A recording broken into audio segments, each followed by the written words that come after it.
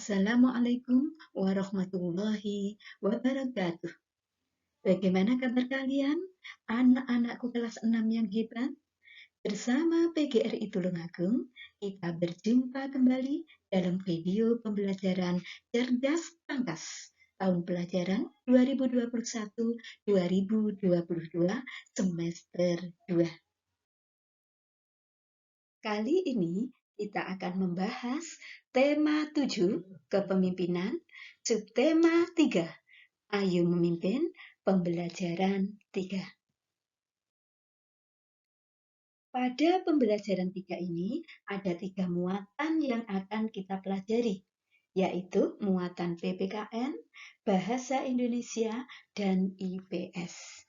Ayo kita mulai dari muatan PPKN KD 3.1 dan 4.1 tentang penerapan sila Pancasila.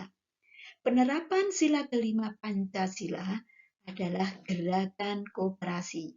Koperasi adalah badan usaha yang beranggotakan orang perorangan atau badan hukum koperasi dengan melandaskan kegiatannya berdasarkan prinsip koperasi sekaligus sebagai gerakan ekonomi rakyat yang berdasar atas azas kekeluargaan. Tujuan koperasi adalah untuk menyejahterakan anggota pada khususnya dan masyarakat pada umumnya, serta ikut membangun tatanan perekonomian nasional dalam rangka mewujudkan masyarakat yang maju, adil, dan makmur berdasarkan Pancasila dan UUD 1945. Gerakan koperasi berarti penerapan sila kelima Pancasila dengan nilai menghargai hasil karya orang lain yang bermanfaat bagi kemajuan dan kesejahteraan bersama. Koperasi Indonesia tidak semata-mata dalam nilai ekonomis, tetapi dasar gotong royong dan kerjasama. Sedangkan tindakan-tindakan ekonomi yang rasional ditanamkan ke dalamnya. Itulah sebabnya akhirnya diambil perkataan asas kekeluargaan untuk membedakan koperasi Indonesia dengan koperasi Barat yang semata-mata berorientasi kepada ekonomi saja. Nah, untuk kegiatan 1, muatan PPKN, berdiskusilah kalian dengan temanmu tentang nilai-nilai Pancasila yang tersirat dari kegiatan koperasi.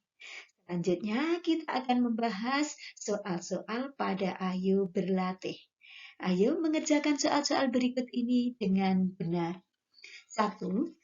Yang membedakan koperasi Indonesia dengan koperasi Barat adalah A. Cara pelayanan, B. Asas kekeluargaan, C. Rasa kemanusiaan, D. Asas persatuan. Jawaban yang betul adalah D. Asas kekeluargaan. Nomor 2, wadah ekonomi yang paling ampuh untuk menanggulangi kemiskinan adalah koperasi. 3, tujuan utama koperasi adalah menyejahterakan anggotanya. 4, falsafah negara Republik Indonesia dan menjadi pedoman hidup seluruh rakyat Indonesia adalah Pancasila. 5. Sebutkan contoh penerapan asas koperasi yang sesuai dengan Pancasila. Penerapan asas koperasi adalah menghargai hasil karya orang lain yang bermanfaat bagi kemajuan dan kesejahteraan bersama. Selanjutnya, muatan bahasa Indonesia. Kita telah mempelajari tentang pidato. Nah, tugas kalian adalah menuliskan bagian-bagian pada kolom berikut. Buatlah teks pidato sesuai dengan bagian-bagiannya. Selanjutnya, kita akan membahas soal-soal Ayo Berlatih.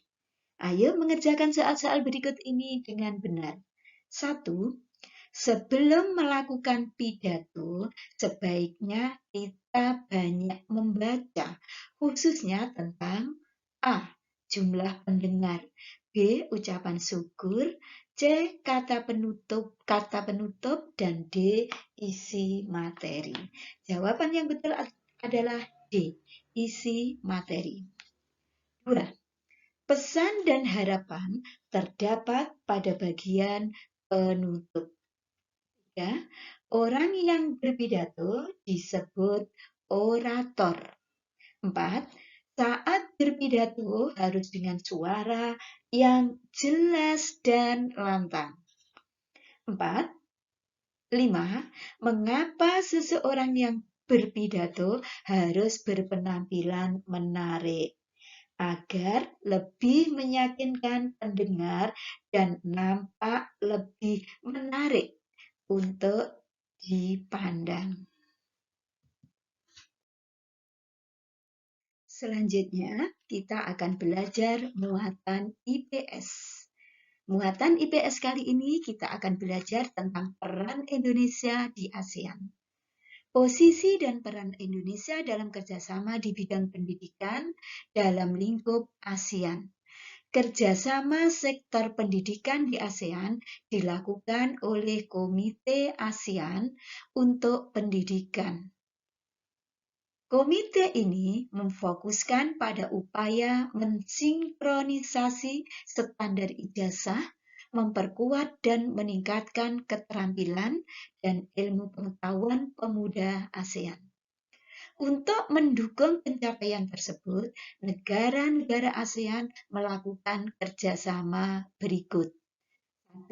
Mendorong hubungan kerjasama di bidang pendidikan dan pelatihan di berbagai tingkat pendidikan. 2. Mendorong organisasi dan sekolah di tiap-tiap negara mencari mitra kerjasama di kawasan Asia Tenggara. 3. Mengikuti pertukaran pelajar dan mahasiswa. 4. Mengadakan loka karya. Dan yang kelima, menjalin kerjasama di bidang akademis. Nah, Indonesia bisa berkembang menjadi negara yang maju. Dengan demikian, hubungan Indonesia dan ASEAN bersifat saling menguntungkan. Adapun bentuk kerjasama ASEAN di bidang iptek adalah sebagai berikut. 1. Mengelola pusat penelitian untuk biologi. 2. Mengelola pusat penelitian ilmu pengetahuan matematika. 3. Mengelola pusat pendidikan bahasa Inggris. Dan yang keempat, mengelola lembaga penelitian dan pengkajian pertanian. Nah, untuk kegiatan muatan IPS, berdasarkan data kerjasama dalam ASEAN tersebut, sekarang identifikasilah dampak hubungan kerjasama dalam bidang pendidikan tersebut bagi pelajar Indonesia. Setelah itu, ayo kita membahas soal-soal pada Ayo Berlatih. Ayo mengerjakan soal-soal berikut ini dengan benar. 1. Kerjasama sektor pendidikan di ASEAN dilakukan oleh A. Graduate Study and Research in Agriculture. B. Regional Center for Tropical Biology. C. ASEAN Committee on Education. D. ASEAN Center for Education Science. Jadi, kerjasama di sektor pendidikan dilakukan pada ASEAN Committee of Education. Jawaban yang benar adalah C. 2. Negara ASEAN yang berbatasan darat langsung dengan wilayah Indonesia adalah negara Malaysia. 3. Pusat Pendidikan Bahasa Inggris atau Regional English Language Center terdapat di negara Singapura. 4. Pembentukan ASEAN University Network merupakan jaringan kerjasama antar universitas di ASEAN. 5. Apa saja upaya yang difokuskan oleh Komite ASEAN untuk pendidikan?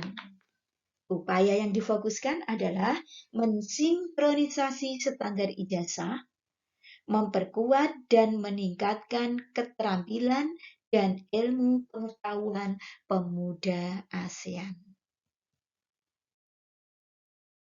Demikian pembahasan tema 7, subtema 3, pembelajaran 3. Terima kasih. Sampai jumpa di video pembelajaran berikutnya. Jangan lupa tetap semangat ya. Saya akhiri. Wassalamualaikum warahmatullahi wabarakatuh.